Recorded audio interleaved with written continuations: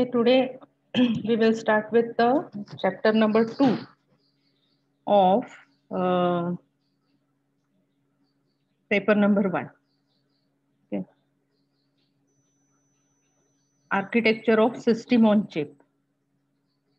So, while studying single board computer systems, we have seen that the system on chip is present on the single board computers. Okay, so there is need to study this system on chip. What is this system on chip and how they are organized? So this is what we want to study. Okay, so basically what the system on chip is. So, uh, it integrates, or it is an integrated circuit, that you can say, and it includes a majority of components which are present on your computer.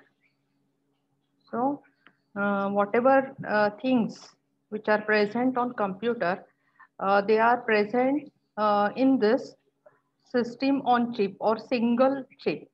They are integrated within a chip, and even these components are replaceable.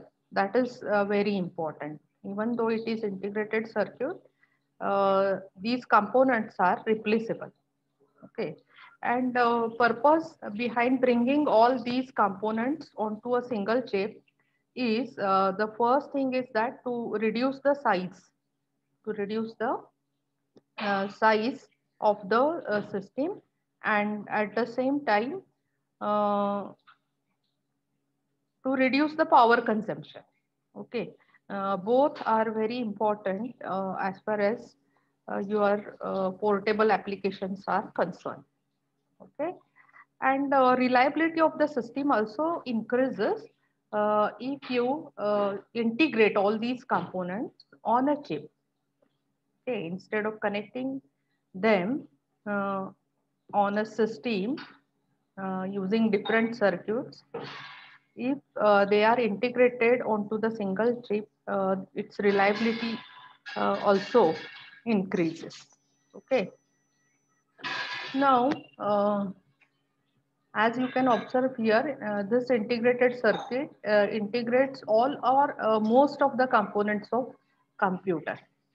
Okay, they will include central processing unit, memory unit, input output ports, even secondary storage they may contain, and other components such as modems, graphical processing unit. So all these things are integrated on a single chip. Okay, so these single system on chips are often connected to a separate memory.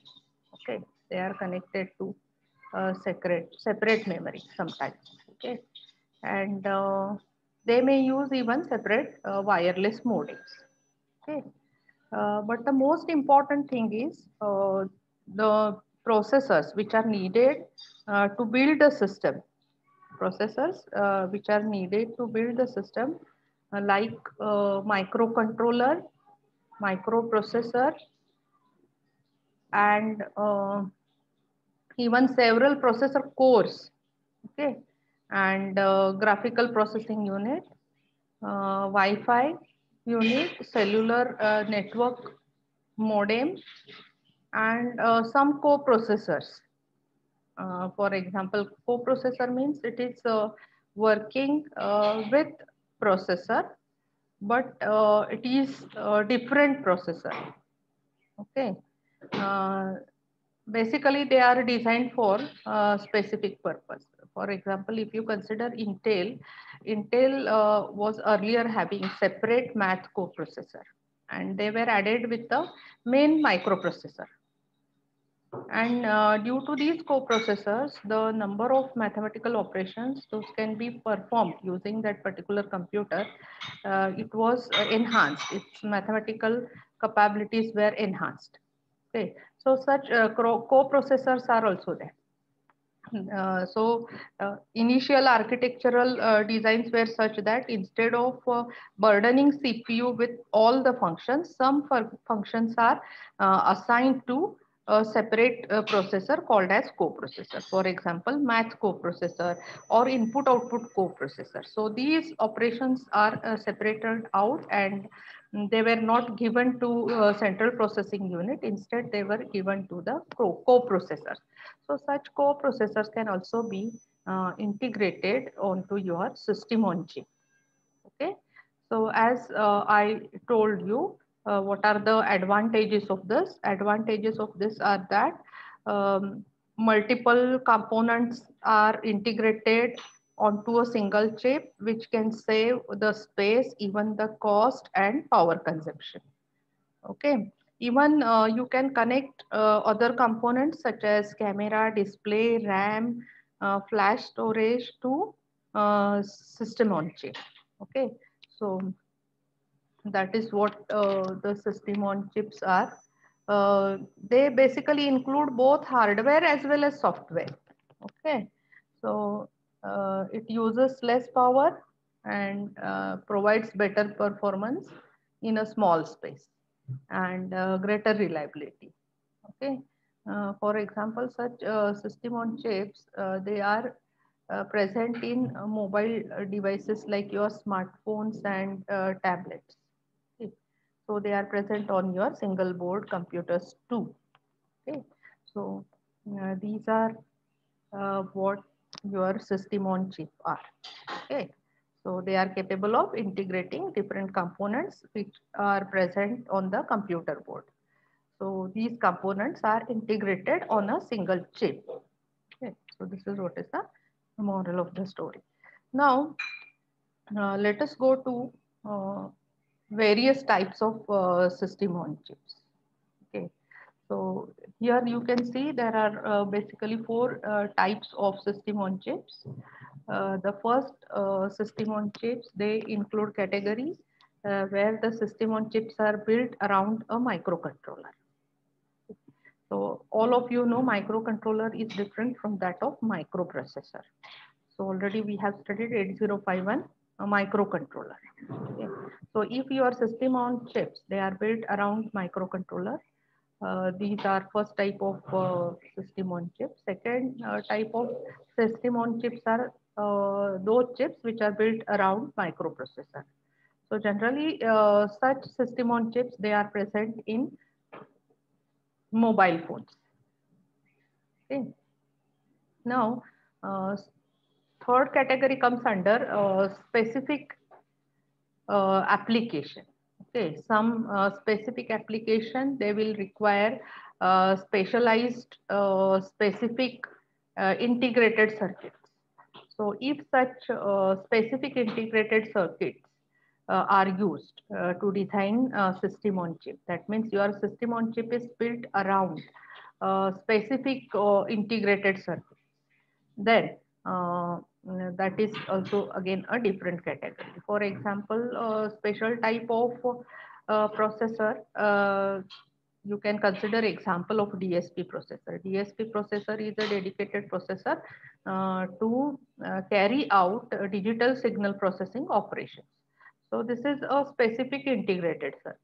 So such specific integrated circuits are also present on the system on chip. And there is one more category which is called as uh, programmable gate arrays. There is a concept of programmable gate arrays. These gate arrays can be programmed. They can be programmed according to your requirement. Okay. So such field programmable gate arrays, they can be used within system on chip. So if system on chip is built around FPGA, that is field programmable gate array systems, then such type of SOCs, they are called as programmable SOCs. So these are the four types of SOCs. Okay. Now let us see what this system on chip usually consists of. So as you can see here, number of components can be present on the chip. Okay. So out of this, the most important are operating system. It will be required to run the overall system. So operating system is present and uh, some software which is related to a particular application, and you can call it as utility software. So those utility softwares can also be present on system on chip. That means in short you can say system on chip is again a combination of software and hardware. So number of softwares can be added to it and a number of hardware devices are integrated into it. Okay, so there is a provision for integration of these hardware devices. Okay. So apart from operating system, utility software, power management circuits are also there. So these power management circuits, they may contain voltage regulators. So to supply different voltages to different units, this power management circuit is required, and it is used with a voltage regulator. So as you will require regulated power supply for this. Then third important point which is present on your system on chip is crystal oscillator. Okay, so as you know, processors, controllers, and all these things are synchronous type of circuits. Okay, they are sequential circuits. Mostly they are synchronous sequential circuits. So timing is very important, and this timing is derived from a reference source, which is called as the oscillator. So crystal oscillator generally used along with a circuit which is called as phase lock loop. So this phase lock loop provides the stability in frequency output of the oscillator. So such a stabilized crystal oscillator will produce accurate and stable frequency for the system on chip. And this acts as a timing source for system on chip. And all the system on chip, it will operate with reference to this timing source. Okay. Now, the next important thing, this system on chip, they may have microprocessor. Example of your microprocessor is Intel's 8086, 8085, 80286, 80386, etc. So all these are called as microprocessors. They are general computing type of processors, and they were used as central processing units. So these are microcontrollers which may present on your system on chip, microprocessors which may present on your SoC. There may be microcontrollers just like your 8051. And even number of ARM processors are also available there, and they are used for industry purpose, and such uh, type of microcontrollers, those can be integrated on your SoC. So digital signal processor is a special type of processor. So such special type of processors also you can integrate on the system on chip. So different types of processor, not a single processor, but multiple processors are present on system on chip. Okay, so another thing which is important and which must be present on your system on chip is real-time clocks that we have seen, and again counter timers, they are necessary for timing and sequencing operations, and power on reset circuit is also present on system on chip. So when you turn on your circuit, it will the system will reset itself. Okay, and it will start from the first instruction which is stored in your software or in your operating system. Okay, so it may include external interfaces for communication, and these external interfaces for communication, they may be your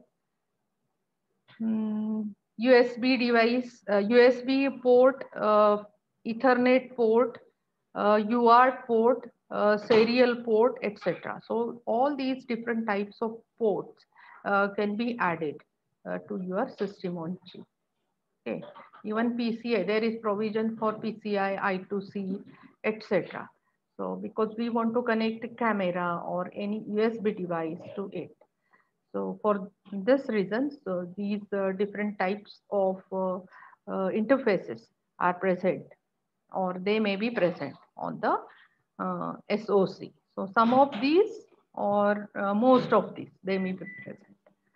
Apart from this, converters, data converters are there, and they are also present. They may be present on chip.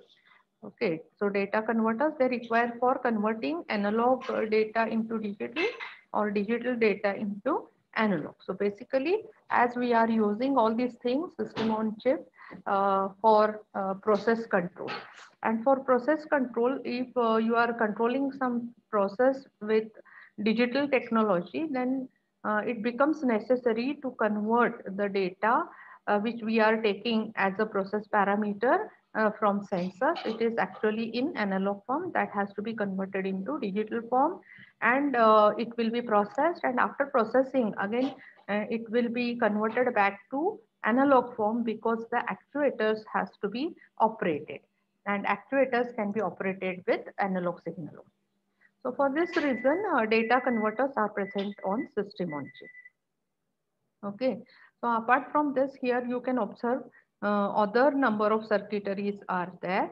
Of course, memory is the important block which must be present here. So you can observe that RAM and ROM type of memory can be present here. It can be added to the chip, or it can be present as a separate interface. Okay, so DSP processor, DSP logic, interrupt logic, radio frequency circuits for your wireless communication, to provide security, encryption, decryption logic. It may also present on the system on chip. Battery charging circuit, of course, it must be there. Control and status register block, it must be there. SOC ID register is also there. Some sensors may also present on this system on chip. Multiplexing logic is also present. So all these things are added onto the system on chip. Okay. So this is what system on chip is. Now let us uh, compare the system on chip and processor on chip. So generally, up till now, we have used the systems. Yes. Ma'am single board computer आणि system on chip मध्ये फरक काय? Single board computer मध्ये board वरती सगळे components integrate केलेले असतात. म्हणजे फक्त सिस्टीम ऑन चिप आपल्याला पुरेशी होत नाही, तर त्याच्यासोबत आपल्याला आणखी कॉम्पोनंट्स लागत असतात. ओके, म्हणून मग काय केलेलं असतं, सिंगल बोर्ड कम्प्युटरवर सिस्टीम ऑन चिप बरोबर बोर्ड वरती अजून आणखी बाकीचे कॉम्पोनंट्स कनेक्ट केलेले असतात. ओके, म्हणजे system on chip is a part of single board computer. It may be part of single board computer system. It may also present in gadgets like your mobile phone or some other applications also. They may be there. Okay. आलं का लक्षात? हो ma'am. So now let us compare between system on chip and processor on chip. So architectures up till now we have seen they were processor on chip architecture. So if you consider general computing architecture, then it is processor on chip type of architecture. So only processor is present on the chip, but here system is present on the chip. So this is a basic difference between these two architectures. So if you consider processors, then in case of system on chip, there are multiple processors present on a chip, but each of these processor is simple in their architecture, and they are of different types. Because microcontroller may be there, graphic processor may be there, even digital signal processor may be there, communication processor may be there. Purpose of each processor is different, and therefore they are heterogeneous. We call such processor group of processors as heterogeneous group. So the processors which are present on system on chip, they are multiple, they are simple, and they are heterogeneous. Now, if you consider processor on chip, on contrary to this SoC, only few processors they are present there. The processors are complex in nature, their architecture is complex in nature, and the purpose for which they are used is a particular purpose, a single purpose. You are using it for computing, general purpose computing, and therefore all these processors, they are homogeneous. That means, for example, if you take your computing, general computing system, then there may be microprocessor, there may be maths coprocessor, there may be input output coprocessor. So all these processors are homogeneous processors. Okay, so they are intended for a single intention, and that is what is computation, general computation. Now let us see the second difference. If you see about the memory, particularly cache memory. So in cache memory, SoC generally has only single level cache memory, and small amount of cache memory is present on SoC. In contrary to this, 2 to 3 level cache memories are present. So if you consider the Intel architecture, then there may be 3 level cache memory. Okay, and amount of cache memory, that is its capacity, is also large. Now, if you consider about memory, apart from that cache memory, RAM and other ROM type of memories, they are embedded on system on chip. Okay, and they are smaller in capacity, of course. So in case of processor on chip, large capacity memories are used, and they are off chip. They are integrated onto motherboard of these type of computing system. Okay, so here also you can consider that the size of motherboard is big as compared to your single board computer system, because single board computer system is of having size approximately equal to your credit card size, or sometimes it may be a little bit larger. But if you see motherboard, it is having a larger size. Now, functionality, in terms of functionality, SoC is made for special purpose, POCs are made for general purpose. Okay, power and cost. In case of SoC, both are low, and in case of POC, both are high. Okay, you will require external power supply unit to connect to POC. Okay, but your SoC is battery operated. Now, operation, as you can see, SoC can operate in standalone mode. It itself can operate because it has all the components which are integrated and which are necessary to run the system. But if you consider POC, then in that case, processor must be interfaced with other circuits. And all these things are present on the motherboard. So there is need of other chips in POC.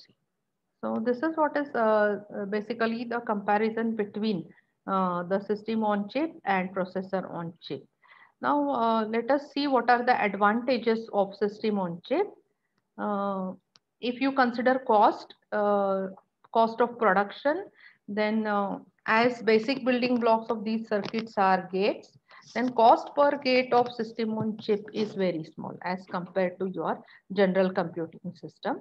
And it has lower power consumption, as we have seen, because the all chips are integrated within a small area. Due to this, there is no need to carry signal to a longer distance, and therefore power consumption is less.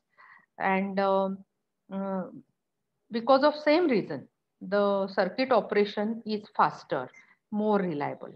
Okay, and its size is compact.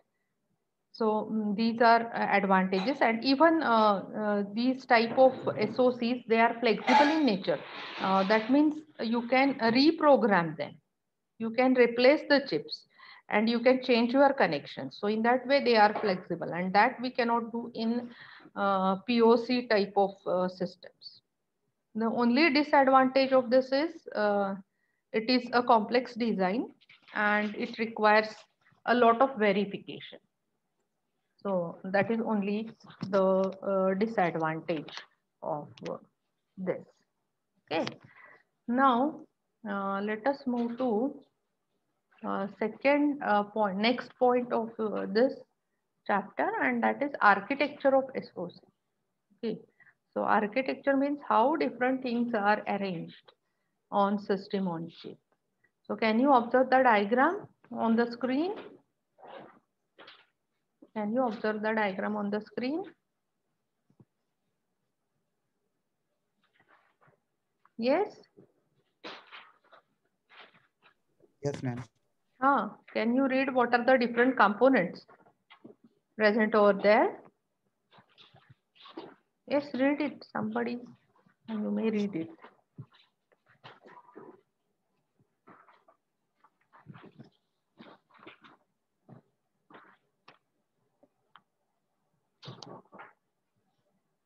Yes.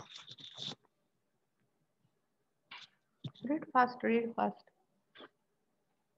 What are the different components? आता नवीन आलं का रे कोणी? वाढलेले दिसतात participant. एक minute हा, मला आधी अटेंडन्स घेऊ दे. तरी पण आज कोणीतरी एक दोन जण ऍबसेंट दिसतात मला.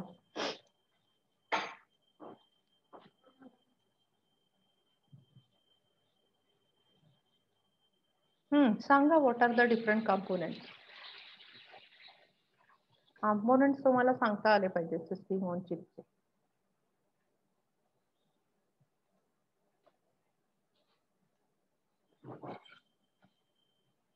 What is this? CPU.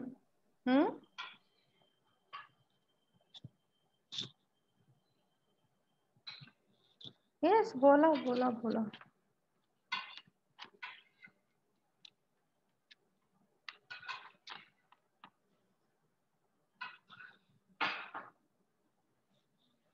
What is this?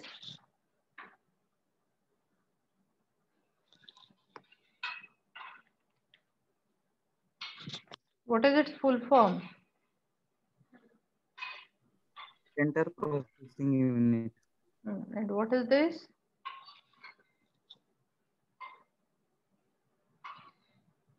What is its full form?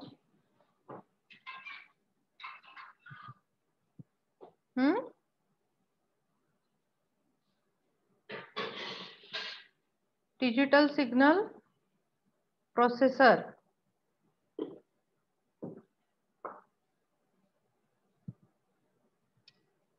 Network interface controller. Audio components, universal serial bus, video components, memory and secondary storage. So all these are components of system on chip. Okay. Now let us see these different functional components and how their architecture is. Okay. So as you can see, system on chip must have at least one processor core on it. At least one. But it has more than one core. Okay. Processor core can be microcontroller, microprocessor, digital signal processor, application specific instruction set processor, which is also called as ASIP. Okay, so such ASIPs are also present there. That means if you have certain application, then instruction set is designed specially for that application. And the processor which can execute such type of instructions is called as application specific instruction set processor. That is ASIP. So these instruction sets are customized for the application. Okay, so they are designed generally to be more efficient than your general purpose instruction. So multi-processor SOCs, they have more than one processor core. Okay, so these cores typically use a RISC type of architecture. So already I have told you what is meaning of RISC type of architecture. Reduced instruction set computer. RISC means reduced instruction set computer in type of your processors. Okay, or type of this architecture. So particularly this type of architecture, it consists of a small group of instructions, and these group of instructions are generally simple in nature, and their length is also equal. So if you do this, then it is possible to implement the pipeline process in your processor to introduce parallelism in its computing. So this may improve the performance of your processor. So generally in RISC type of architecture, one instruction is executed per clock. One instruction per clock is a characteristic of this RISC type of processor. And CISC processors, they are generally used for general computing type of application. But nowadays, hybridization of this RISC and CISC is used in your general computing systems too, to improve their performance. Okay, and as your RISC instruction set or architecture, it requires less digital logic because instructions are simple to decode, and therefore logic required to decode these instructions that will be simple. And as logic is less, as it is simple, obviously it will acquire a less space on the board, and it will take a less power. Okay, so they are basically used in embedded system, mobile computing, and if you consider these embedded system and mobile computing, they have constraint on power because all these are battery operated equipments, and in case of battery operated equipment, the power consumption becomes very important. Okay, so it must be low as much as possible. Okay, so all these systems are designed or they are aimed to reduce the power consumption. Okay, uh, so SOC processor cores, often they use ARM architecture. ARM architecture means the same thing, RISC architecture. Okay, advanced RISC machine. Meaning of ARM is that advanced RISC machine. So these advanced RISC machines, they implement reduced instruction set computer architecture.